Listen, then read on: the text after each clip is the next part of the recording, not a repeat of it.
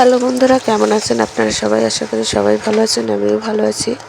অনেক দিন পরে একটা ভর্তার রেসিপি নিয়ে এসেছি আপনাদের মাঝে। তো ভর্তাটা হয়েছিল মানকচুর। তো প্রথমে পেঁয়াজ রসুন গরম তেলে ভেজে নিলাম। তো সাথে দেখেন নারকেল কোড়াচ্ছে আমার শাশুড়ি মা। তো পেঁয়াজ রসুন ভাজার সাথে সাথে নারকেলটাও ভেজে নিয়েছি, সাথে একটা কাঁচা লঙ্কাও দিয়েছি। তো এটা যখন ভাজা হয়ে গেছে এবং কালারটা একটু ব্রাউন কালার আসছে, তো কালারটা কিন্তু খুব সুন্দরই আসছে। তো এরপরে আমি ওই মানকচুর কুচিরে করা আর লঙ্কা একসাথে দিয়ে দিয়েছি। তো বন্ধুরা, এভাবে কি আপনারা কখনো ভর্তা খেয়েছেন? একটু খেয়ে দেখবেন, সত্যিই ভালো লাগবে। ভাজার পরের লুকটা দেখেন খুবই সুন্দর।